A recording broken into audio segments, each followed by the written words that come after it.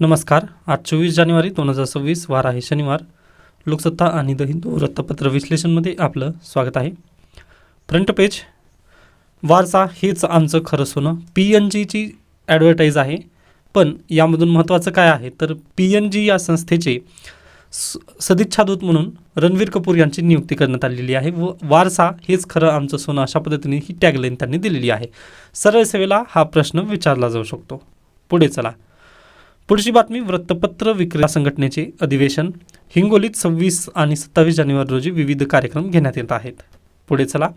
सध्याच्या राजकारणाची शिसारी, ED प्रकरणातून भुजबळ दोषमुक्त, स्किप करू शकता. त्यानंतर हे महाराष्ट्र सदन बांधकाम प्रकरण काय होतं, ज्या विद्यार्थ्यांना माहिती नाही आहे त्याची बातमी जी आहे ती आतील पानांमध्ये आलेली आहे. शक्य झालं तर तुम्ही वाचून घेऊ शकता. आपल्यासाठी ही बातमी गरजेची बिलकुल नाही आहे. पुढे चला. पुणे येथे भरलेल्या सायकल स्पर्धांची काल सांगता झालेली आहे. मग हे इयरली बेसिसवर आता सायकल स्पर्धा होणार आहेत. ही अतिशय अभिमानाची बातमी आहे. पण सरळ सेवेला किंवा MPSC कंबाईन परीक्षेला हा प्रश्न विचारला जाऊ शकतो. पहा की महाराष्ट्रात नुकत्याच सायकल स्पर्धा कुठे किंवा कोणत्या शहरामध्ये झाल्या होत्या, तर पुणे हे शहर प्लीज लक्षात ठेवा. पुढे चला. राजहंस माझा निजला पहिल्या भावगीताची शताब्दीपूर्ती लिरिक म्हणून बापूराव पेंढारकर यांनी गायलेल्या गीताची नोंद आहे. ओके.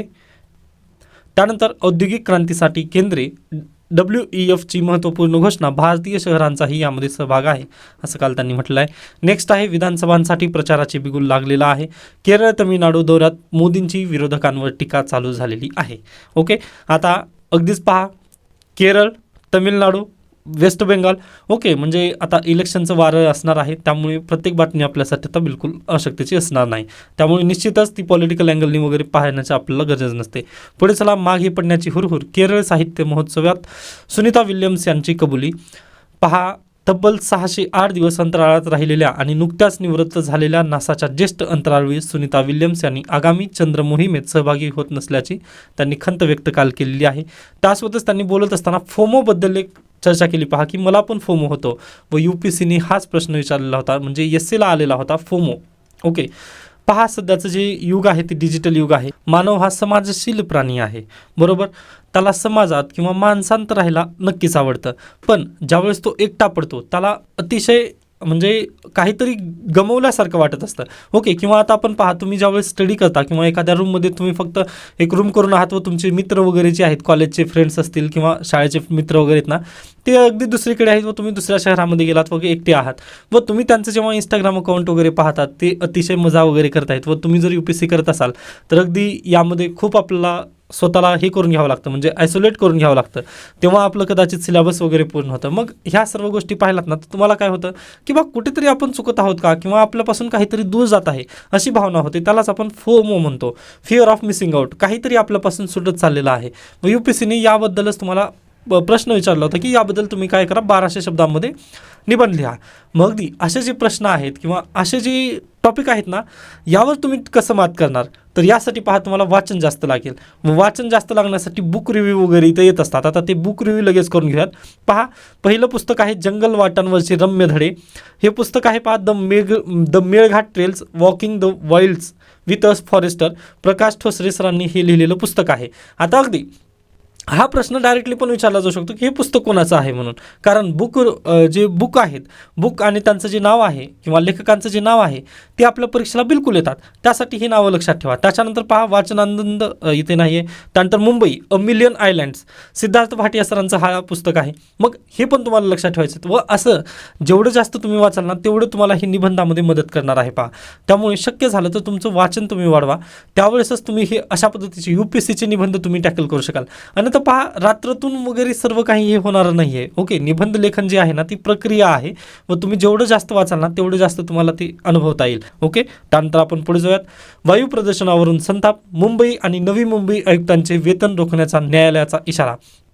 पहा, काल बॉम्बे हायकोर्टाने, म्हणजे सध्याला तरी बॉम्बे हायकोर्ट खूपच ताशेरे मारण्यावर दिसत आहे, कारण काल डायरेक्टली त्यांनी आदेश दिलेत. पहा, नवी मुंबई महापालिकाचे जे आयुक्त आहेत त्यांना त्यांचे वेतन रोखण्याचे त्यांनी आदेश दिलेत. का आदेश दिलेत तर पहा, तुम्हाला माहिती असेल की मुंबईमध्ये पण आता सध्याला वायू प्रदूषण वाढत आहे. मग वायू प्रदूषण वाढत असताना एअर क्वालिटी इंडेक्स मोजण्याचे जे एकांक वगैरे आहेत किंवा ज्या मशीन्स आहेत त्या 600 बसवण्यासाठी तिथे वायुतंत्र वगैरे बसवण्यात येणार होती, परंतु तसे जे नियंत्रक तंत्र वगैरे आहेत, सॉरी म्हणजे गुणवत्ता नियंत्रक तंत्र बसवण्यात येणार होती, AQI इंडेक्सची नाही. ओके, तर ती 600 बसवण्यात येण्यासाठी रिकमेंडेशन दिलं होतं, परंतु गव्हर्नमेंटने फक्त 400 बसवले. पहा, मग 200चा तिथं घोळ आलेला आहे, किंवा 200 नियंत्रक यंत्र जी आहेत ती बसवण्यात आलेली नाहीत. मग त्यासाठी बॉम्बे हायकोर्टाने म्हटलं की नाही, हे तुम्ही जे करत आहात ते योग्य नाही आहे, व तुम्ही पण याच ग्रहावर राहत ना. म्हणजे पहा, नुकतंच बॉम्बे मॅरेथॉन झालेली आहे किंवा मुंबई मॅरेथॉन झाली. मग मुंबई मॅरेथॉन होत असताना काही जे व्यक्ती आहेत त्यांनी काय केलं, पहा, स्वतःचं जे इंडिकेटर आहे किंवा एअर क्वालिटी इंडेक्स जे आहे ते त्यांनी स्वतःहून मोजले. गव्हर्नमेंट ऑफ इंडिया तर काही मोजत नाही आहे, या कारणाने ते स्वतःहून मोजले. सॉरी, इथे गव्हर्नमेंट ऑफ महाराष्ट्र येतं, तर गव्हर्नमेंट ऑफ महाराष्ट्राचं तिथं पाऊल नसल्यामुळे त्यांनी काय केले, स्वतःहून एअर क्वालिटी इंडेक्स मोजले व त्यांना ते अतिशय जास्त आढळून आलं. मग त्यावरती त्यांनी काय म्हणत आहेत की हे प्रायव्हेट व्यक्तीने मोजलेलं इंडेक्स आहे, जे स्टेट गव्हर्नमेंटची जी बॉडी आहे पोल्युशन कंट्रोल बोर्ड, त्यांनी जे एअर क्वालिटी इंडेक्स मोजलेलं आहे ते खूप कमी आहे, असं बॉम्बे हायकोर्टाला मध्ये काल वकील सांगत होते. परंतु बॉम्बे हायकोर्टाने म्हटलं की तुम्ही प्रायव्हेट व्यक्तीचं तिथं मान्य करणार नाहीत का, मग तुम्ही पण याच ग्रहावर राहतात ना, दुसऱ्या ग्रहावर तर तुम्ही राहणार नाहीत. मग त्यामुळेच त्यांनी आणखीन जास्त चिडत, पहा, नवी मुंबई महापालिकेचे जे आयुक्त आहेत त्यांचं वेतन रोखलेलं आहे. ओके, मग आता या सिच्युएशनमधून किंवा या न्यूजमधून आपल्याला बोध काय घेणं गरजेचं आहे, तर बोध हाच आहे, पहा, की एअर क्वालिटी इंडेक्स, ओके, किंवा जे एअर पोल्युशन सध्याला होत आहे त्याला आपण निग्लेक्ट करून चालणार नाही आहे. ओके, म्हणजे स्मॉल थिंग्स मॅटर. आता अगदी यालाच अनुसरून एक आर्टिकल आलेलं आहे. ओके, त्या आर्टिकलकडे लगेच दोन्ही एकत्रितच पाहूयात आपण. तर पहा, मरण नगरीतले जिने.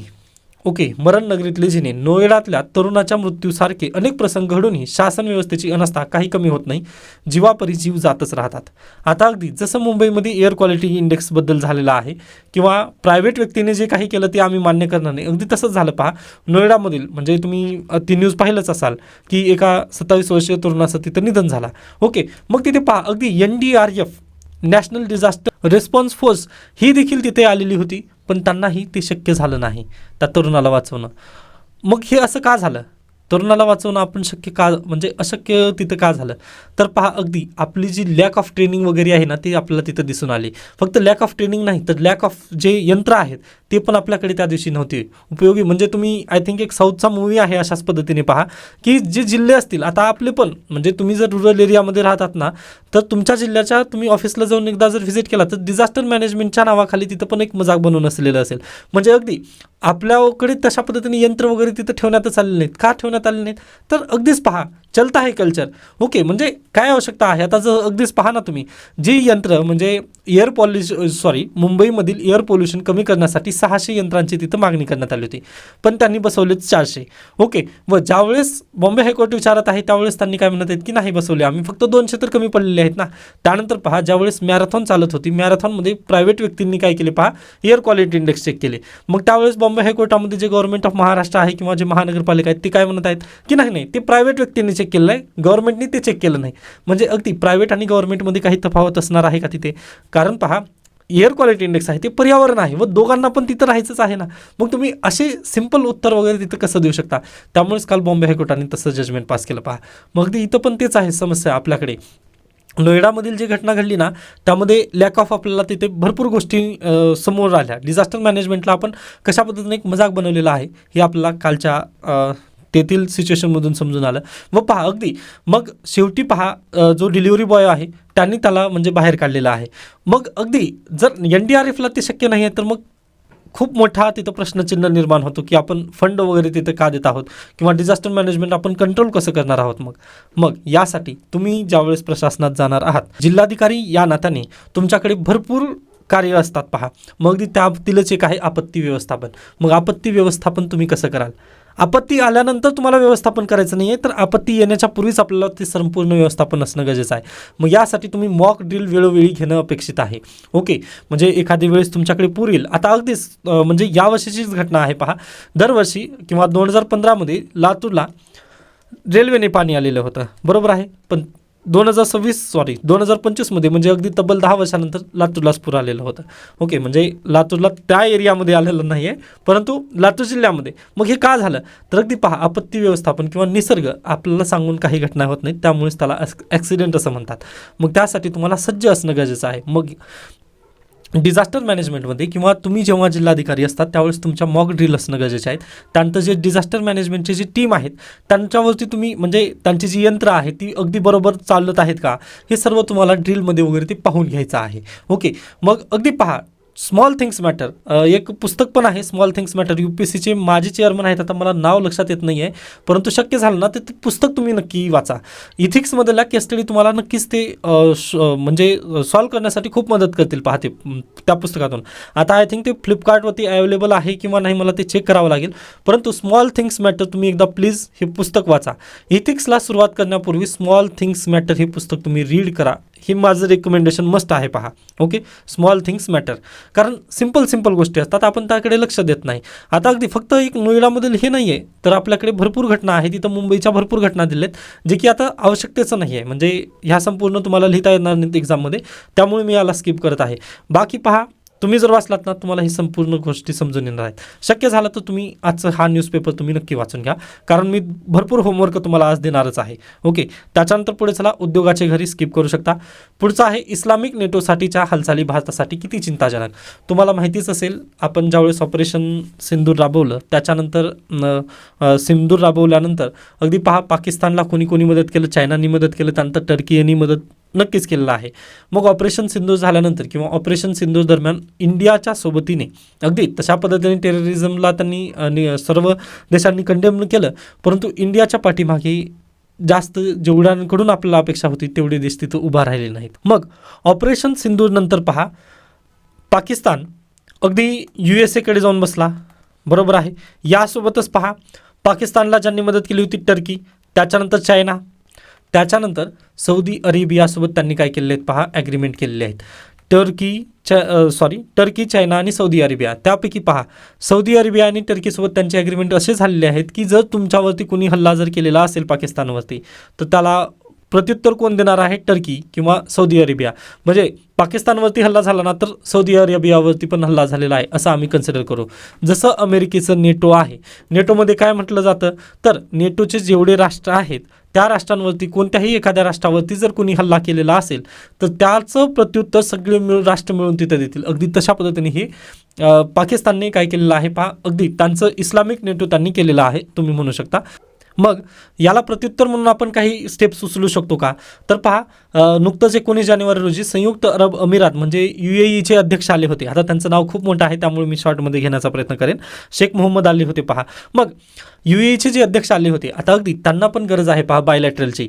ओके, मग यावरून आपण काय करू शकतो पहा, जे दुसरे राष्ट्र आहेत आता अगदी आपण एक डोळे झापून कोणासोबत नाव घेऊ शकतो तर इस्रायलचं नाव घेऊ शकतो पहा, की इस्रायल आपल्याला नक्की मदत करेल कोणत्याही सिच्युएशनला जर असाल आपण ना तर इस्रायल नक्की मदत करेल आपल्याला. मग इस्रायल, त्यानंतर UAE. ओके, आता UAE मध्ये आपला इंडियन डायस्पोरा पण भरपूर आहे. मग या राष्ट्रांसोबत आपण काय करू शकतो पहा, इस्लामिक नेटो जे पाकिस्तान स्थापन करत आहे आता सध्याला त्याला काउंटर करण्यासाठी आपण या दोघांच्या सोबत जाऊ शकतो. ओके, असा एक सोल्युशन आहे आपल्याकडे. परंतु भारत देशाची जर पॉलिसी तुम्ही पाहिला तर 1950 पासूनची, ओके, म्हणजे 1947ला आपला भारत देश स्वतंत्र झाला व 1950ला संविधान अंमलबजावणी झाली, तेव्हापासून जर तुम्ही इतिहास पाहिलेला असेल भारत देशाचा तर अगदीच आपण शांतताप्रिय देश आहोत व आपण कोणाच्या म्हणजे कोणावरती स्वतःहून हल्ला करत नाही व ज्याने आपल्यावरती हल्ला केला मग आपण त्याला सोडत नाही. अगदी अशा पद्धतीची पॉलिसी आहे आपली.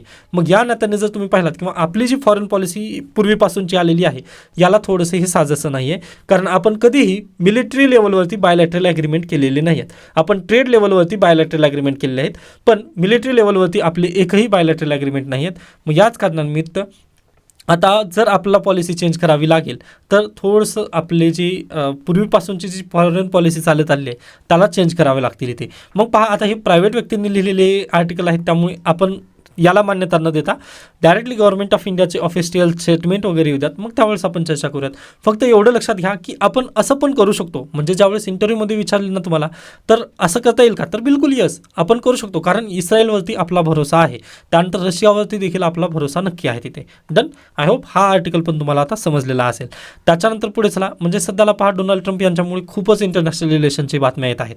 ओके, त्यानंतर आणखीन इथं महत्त्वाची आहे का, हां आणखीन एक महत्त्वाची पहा, स्वर्गीय हिंदू हृदय सम्राट बाळासाहेब ठाकरे यांच्या 100व्या जयंतीनिमित्त सुरू करण्यात येणारी हिंदू हृदय सम्राट बाळासाहेब ठाकरे ST संगीत तीर्थाटन ही योजना आहे. ओके, ST संगीत तीर्थाटन हा पॉईंट प्लीज लक्षात ठेवा. त्याच्यानंतर ॲडव्हर्टाईज आहेत. नेक्स्ट आहे पहा, रुपया पहिल्यांदाच 92च्या तळाला, जानेवारी 200 पैशांनी गाळात. म्हणजे भारतीय मार्केटमधून जे अमेरिकन नागरिक आहेत किंवा जे परकीय नागरिक आहेत त्यांनी गुंतवणूक काढून घेत आहेत. गुंतवणूक काढून घेत असताना ते डॉलरमध्ये पैसे मागत असतात. मग डॉलरची मागणी वाढलेली आहे व डॉलरची मागणी वाढली व डॉलरचा पुरवठा आपल्याकडे नाही आहे. या कारणानिमित्त रुपयाची घरंगती तिथं लागलेली आहे. ओके, इवन तुम्हाला जर हा पॉईंट समजला नसेल तर तुम्ही कायम करू शकता. मी नुकतंच पाहिलेलं आहे, पवन निलेवाड हे जे चॅनल आहे माझं, त्या चॅनलवरती ना रुपया का घसरत आहे अशा पद्धतीने एक लेक्चर मी घेतलेलं होतं, ते तुम्ही प्लीज पाहून घ्या. त्यामध्ये संपूर्ण प्रश्नांची उत्तर तुम्हाला मिळून जातील. ओके, शक्य झालं तर ते तुम्ही नक्की व्हिडिओ तिथून पाहून घेऊ शकता. डन. त्याच्यानंतर अशा पद्धतीने आजचं लोकसत्ता संपतं, पण तुम्हाला मी होमवर्क देत आहे. चतुरंग हे मिनी मॅगझिन वाचायचं आहे, स्वतःला तुम्हाला ओळखायचं आहे व सध्याला जर तुम्ही UPSCचे निबंध पाहिलात ना तर थोडंसं सायकोलॉजिकल येत आहेत, बरोबर आहे. मग यासाठी हा आर्टिकल तुम्हाला नक्की सर्वांना वाचायचा आहे. आता अगदी ह्याची जी PDF आहे ती आपल्या टेलिग्राम चॅनलवरती म्हणजे पवन निलेवाडवरती मिळेल. दुसरं एक लिंक आहे पहा, EUPSC MPSC, त्यावरती मी देण्याचा प्रयत्न करेन. कारण एक होमवर्क म्हणून तुम्हाला हे PDF प्रोव्हाइड करेन. कारण तिकडे जे राजश्रीज IAS पोर्टल आहे त्यावरती आपल्याला देता येणार नाही, कारण तिथे कॉपीराईटचे इश्यू येतात. परंतु हे मी स्वतःहून माझ्या रिस्कवरती मी देण्याचा नक्की प्रयत्न करेन. तर प्लीज सर्वांनी हे आर्टिकल्स वाचून घ्यायचे आहेत.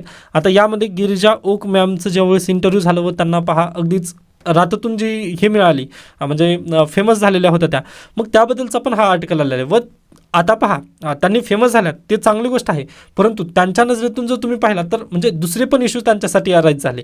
मग याबद्दल पण त्यांनी चर्चा केली आहे. तर शक्य झालं तर हा आर्टिकल पण तुम्ही नक्की वाचून घेऊ शकता. म्हणजे डिजिटल युगामध्ये फोमोसाठी पण तुम्हाला हा आर्टिकल नक्कीच महत्त्वपूर्ण ठरणार आहे पहा. ओके, शक्य झालं हा आर्टिकल तुम्ही नक्की वाचून घेऊ शकता. तर अशा पद्धतीने आजचं लोकसत्ता इथं संपतं. नेक्स्ट आहे आजचं द हिंदूमध्ये अतिशय महत्त्वाच्या बातम्या आहेत. तमिळनाडूमध्ये पहा डबल इंजिन सरकार येऊ द्यात. त्यानंतर केरळमध्ये पण डबल इंजिन सरकार यावं अशा पद्धतीने नरेंद्र मोदी यांनी प्रचारांची सुरुवात केलेली आहे. त्यानंतर बॉर्डर 2 बद्दलचं मूव्ही रिव्ह्यू आलेला आहे.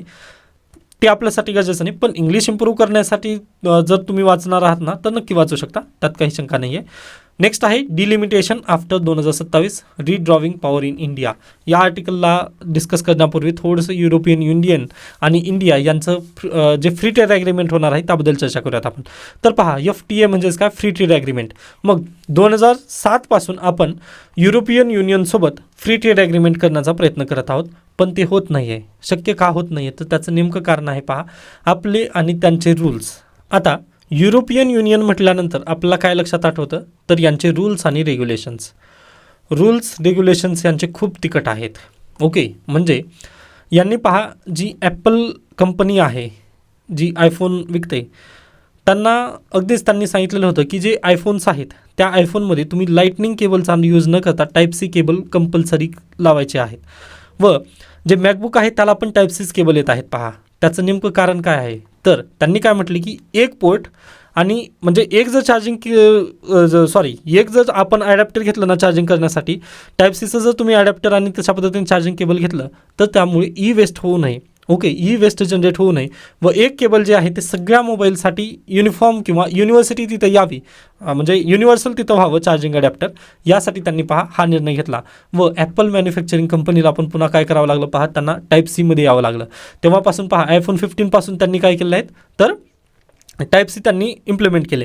मग आता तुम्ही म्हणू शकता, यावरून तुम्हाला लक्षात आलं असेल की भारत आणि युरोपियन युनियन यामध्ये फ्री ट्रेड ॲग्रीमेंट होण्यासाठी का वेळ लागला किंवा 2007 पासून ते आजपर्यंत का वेळ लागत आहे. तर त्याचे नेमकं कारणच ही आहेत पहा, आपल्या देशामध्ये अगदी चलता है कल्चर आहे. ओके, म्हणजे ठीक आहे ना, काय होतं आता अगदीच याचं आणखीन एक जर उदाहरण मी परवा दिवशीच्या न्यूजपेपर ॲनालिसिसमध्ये पण दिलं होतं की कॅन्सरच्या दवाईला आपण ज्यावेळेस टेस्टिंग करण्यात आली दुसऱ्या कंट्रीजमध्ये एक्सपोर्ट करत असताना तर तिथं ती फेल झालेली आहे दवाई. मग अगदी पहा, आपल्याकडे तशा पद्धतीने जे लॅबोरेटरीज लागतात टेस्ट करण्यासाठी त्या पण बरोबर नाही आहेत. ओके, आपल्या फक्त भारत देशामध्ये 2 आहेत लॅबोरेटरी, एक हैदराबादला आहे आणि एक हिमाचल प्रदेशमध्ये आहे. व सगळ्यात जास्त जी मॅन्युफॅक्चरिंग इंडस्ट्रीज आहेत म्हणजे काय म्हणू शकता तुम्ही, जी दवाई आपण बनवतो ती दुसऱ्या देशामध्ये वगैरे विकतो. म्हणजे पहा ना, आपल्या देशामध्ये तर तसंच कन्झ्युम करतो, आपल्यावर तर कोणी विचारणारं पण नाही आहे की तुमची जी दवाई तुम्ही घेत आहात ती अतिशय योग्य आहे का. दुसऱ्या देशामध्ये ज्यावेळेस आपल्याला समजतं की बाबा इथं ह्या व्यक्तीला भारतीय दवाई खाल्ल्यामुळे त्याचं मृत्यू झालेला आहे, त्यावेळेस आपलं भारत सरकार काय करतं, तिथं ॲक्शनमध्ये येतं. किंवा अगदीच मध्य प्रदेशमध्ये जे 23 बालकांची डेथ झाली होती पहा, ती वाचवता येऊ शकली असती जर आपल्या देशामध्ये रूल्स आणि रेग्युलेशन चांगले कडक असते तर. ओके, मग त्यासाठीच युरोपियन युनियन भारत देशासोबत करार करत असताना थोडंसं माघार पाहत आहे. मग यासाठी आपल्याला काय करावं लागेल, तर थोडंसं पहा, आता संकुचित विचार बंद करून थोडंसं पुढचे फॉरवर्ड विचार करणं अपेक्षित आहे. आता पहा, एकीकडे आपण काय म्हणतो की नाही, आम्ही खूप गरीब राष्ट्र आहोत, म्हणजे ज्या वेळेस आपण वर्ल्ड बँककडून म्हणजे आपल्यासाठी किंवा अगदी वर्ल्ड ट्रेड ऑर्गनायझेशनकडून आपल्यासाठी काही कंपन्सेशन घेतो पहा, की आम्हाला सबसिडीज वगैरे देऊ द्यात, का तर आम्ही गरीब राष्ट्र आहोत असं म्हणतो. पण ज्यावेळेस आपण अगदी येथील जे इलेक्शन वगैरे ज्यावेळेस होतात किंवा आता ब्रिक्स परिषद ज्यावेळेस होते त्यावेळेस आपण काय विश्वगुरू आहोत आपण, अशा पद्धतीने ज्यावेळेस बढाया मारतो, मग ती कुठेतरी ना एक संकुचित आहे, म्हणजे आपण आपल्या देशालाच मागे ठेवण्याचं वगैरे कारस्थान होतं की काय, अशा पद्धतीने इथं परिणाम होतात. मग आपल्या या विचारसरणीमुळे पहा, आपल्या नागरिकांची सुरक्षा पण आपण नीट करू शकत नाही आहे. पण यामध्ये आशावादी एकच आहे पहा, की 27 जानेवारी रोजी फ्री ट्रेड ॲग्रीमेंट होईल अशी एक अपेक्षा आपण नक्की करूयात. डन. तर हा आर्टिकल एवढंच आहे. 27 तारखेच्या पुढे आपण याला नक्की चर्चा करूयात. त्यानंतर delimitation after 2027 redrawing power in India हा अतिशय महत्त्वाचा आर्टिकल आहे पहा. SY Qureshi former chief election commissioner यांनी हा आर्टिकल लिहिलेला आहे. ओके, तर पहा, डिलिमिटेशन म्हणजेच काय, तर जे कॉन्स्टिट्युएन्सीज आहेत आमदार आणि खासदारांबद्दलच्या, म्हणजे त्यांचा मतदारसंघ, ओके, मतदारसंघ पुनर्रचना असं त्याला मराठीमध्ये तुम्ही म्हणू शकता, मतदारसंघ पुनर्रचना. ओके, त्यालाच डिलिमिटेशन असं म्हणतात, मतदारसंघ पुनर्रचना आयोग. मग याची स्थापना करावी लागेल आपल्याला. का करावी लागेल, तर आपण जे आज सध्याला मतदारसंघ तयार केलेले आहेत ते 1971च्या जनगणनेच्या बेसिसवर तयार केलेले आहेत पहा. मग आपण भारतीय संविधानामध्ये 84वी घटना दुरुस्ती केली 2001मध्ये. 2026च्या नंतर जी पहिली जनगणना होईल त्याच्यानंतर आपण एक डिलिमिटेशन म्हणजेच मतदारसंघ पुनर्रचना आयोगाची स्थापना करूयात. व त्यानंतर आपलं जे भारत आहे, या भारत देशामध्ये मतदारसंघ पुनर्रचना करण्यात येतील व त्यानुसार पुढची प्रोसिजर वगैरे फॉलो होईल, असं 2001मध्ये 84वी घटना दुरुस्ती करून तिथं तयार केलेलं आहे की डिलिमिटेशन कमिशन ही आता डायरेक्टली 2026 नंतर होईल. ओके, एवढं आय होप तुम्हाला समजलं असेल. मग याच्यापूर्वी किती वेळेस डिलिमिटेशन कमिशन बसलेलं आहे, तर 4 वेळेस. ओके, 4 वेळेस आपल्याकडे मतदारसंघाची पुनर्रचना झालेली आहे. हा UPSC 2024चा प्रश्न आहे 4 वेळेसबद्दलचा. प्लीज हा पॉईंट लक्षात ठेवा. पुढल्या वर्षी जनगणना होईल आता. ओके, 2027मध्ये डिजिटल जनगणना होणार आहे. मग आपल्या 84व्या घटना दुरुस्तीनुसार काय म्हणलेलं आहे की 2026 नंतर जी पहिली जनगणना होईल त्याच्यानंतर तुम्ही काय मतदारसंघ पुनर्रचना करू शकता. म्हणजे आपण 1971ची जी जनगणना आहे किंवा जे डिलिमिटेशन आहे ते आपण फ्रीज करून ठेवलेलं आहे सध्याला. मग हे फ्रीज कधी उठणार आहे, तर 2026 नंतर. मग 2027 नंतर काय, तर पहिली जनगणना होईल पहा. 2027मध्ये पहिली जनगणना झाली की लगेच आपल्याकडे काय डिलिमिटेशन करण्यासाठी मार्ग मोकळा होतो. व तुम्हाला माहिती असेल की पंतप्रधान नरेंद्र मोदी यांनी सेंट्रल व्हिस्टा प्रोजेक्ट अंतर्गत नवीन संसद बांधलेली आहे व ती अतिशय भव्य दिव्य आहे. त्याचं नेमकं कारण काय आहे, तर आज घडीला आपल्याच लोकसभेमध्ये जे 543 खासदार आहेत त्यांची संख्या आता आपल्याला वाढवायची आहे. मग त्या सदस्यांची जर खासदारांची जर संख्या वाढवायची म्हटलं तर आता काय होईल पहा, आपण पॉप्युलेशनच्या बेसिसवर जर लोकसभा आणि राज्यसभेची सदस्य संख्या जर वाढवला तर याचं बेनिफिट कोणाला मिळेल याबद्दल थोडीशी चर्चा करूयात. तर पहा, हा आहे आपला प्यारा भारत. व प्यारा भारताला जर तुम्ही अशा पद्धतीने कट केलात, आधामधून जर रेश ओढलात तर आपल्याला काय लक्षात येईल, तर आता मला सांगा तुम्ही पॉप्युलेशन कोणत्या भागाची जास्त आहे, नॉर्थची आहे की साऊथची?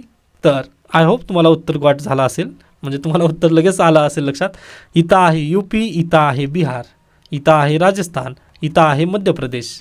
व या कारणानिमित्त जिंकलं कोण मग, तर अगदीच पहा, नॉर्थ साईड आपली काय पॉप्युलेशनमध्ये अतिशय जास्त आहे व साऊथ साईडला काय आहे पहा, एज्युकेशनचं प्रमाण जास्त आहे, तिथे त्यांनी पॉप्युलेशन कंट्रोल केलं पहा. मग पॉप्युलेशन कंट्रोल केल्यामुळं आज घडीला जर तुम्ही डिलिमिटेशनमध्ये जर पॉप्युलेशन बेसिसवर जर खासदारांची संख्या जर वाढवली तर परिणाम काय होईल, तर अगदीच पहा, पुढल्या वेळेस ज्यावेळेस इलेक्शन होतील तर अगदीच मतदारसंघ रचनेमध्ये इथे 500 टेम्पररी आकडा जातो, इथं 500 व इथे फक्त 200 खासदार तिथं निवडून येतील. मग मला सांगा तुम्ही, सेंट्रल गव्हर्नमेंट आहे तिथे निवडून येण्यासाठी जास्त एखादी पॉलिटिकल पार्टी जी आहे ती कुठे काम जास्त करेल, तर अगदीच पहा नॉर्थ साईडलाच काम करेल ना, कारण इथं 500 खासदार निवडून आहेत. जर साऊथ इंडियामध्ये फक्त 200 खासदार आहेत, मग यासाठी ज्यांचा पगडा नॉर्थ साईडला असेल तोच पॉलिटिकल पार्टी जिंकून येत जाईल. मग यासाठी आपल्याला काय करणं गरजेचं आहे, तर एक मधला मार्ग तिथून निवडणं गरजेचं आहे. कारण ही जी साऊथ इंडियन स्टेट्स आहेत ना, त्यांनी पॉप्युलेशन कंट्रोल केलेले आहे. पण नॉर्थ इंडियन स्टेटनं तसं नाही आहे. त्यांनी अतिशय म्हणजे त्यांची पॉप्युलेशन जास्त आहे व त्यांचे एकदम 1-2 जरी हे म्हटलात तुम्ही, 2 राज्य जरी घेतलात UP आणि बिहार, तरी तिथं विन प्रोबॅबिलिटी जास्त येते. मग यासाठीच थोडंसं साऊथ इंडियन स्टेट काय करत आहेत, काय म्हणू शकता, एक विरोध दर्शवत आहेत. व यासाठीच पहा, आता आगामी काळामध्ये याची चर्चा जास्तच होत जाईल. ओके, मग याला 2025मध्ये ज्यावेळेस हा विषय उठला होता त्यावेळेस not even 1 seat will be reduced. South Indian states जे आहेत त्यांची एकही सीट आम्ही कमी करणार नाही, असं होम मिनिस्टर अमित शहा यांनी म्हटलं होतं. पण काही सांगता येत नाही पहा. ओके, आता या बेसिसवर आय होप तुम्हाला मागचं बॅकग्राऊंड तिथं लक्षात नक्की आलेलं असेल. ओके, आता याची जी सोल्युशन्स वगैरे आहेत ना, ते मेन्स ज्यावेळेस मी घेणार आहे प्रोग्राम त्यावेळेस मी सर्व हे याची सोल्युशन वगैरे देणार आहे. त्यामुळे निश्चिंत राहा. फक्त आता याचं बॅकग्राऊंड आय होप तुम्हाला समजलं असेल. पण हे बॅकग्राऊंड आज घडीला महत्त्वाचं होतं, कारण उद्या चालू ना याबद्दल आर्टिकल वगैरे नक्की जास्त येणार आहेत. ओके, तर आता इथे थांबूयात आपण. याबद्दल काही शंका, हां आणखीन एक सॉरी फॉर दॅट, आणखीन एक हा आर्टिकल तुम्ही नक्की वाचू शकता, ट्रायल बाय सोशल मीडिया. पण हा आर्टिकल स्वतःच्या रिस्कवरती वाचा. ओके, म्हणजे मी एक निबंधसाठी या नजरेतून रिकमेंड करत आहे. बाकी शक्य झालं तरच वाचा, कारण थोडंसं यामध्ये रिस्क आहे. ओके, तर आता इथे थांबूयात. याबद्दल काही शंका, काही सजेशन असतील तर नक्की सांगू शकता. धन्यवाद.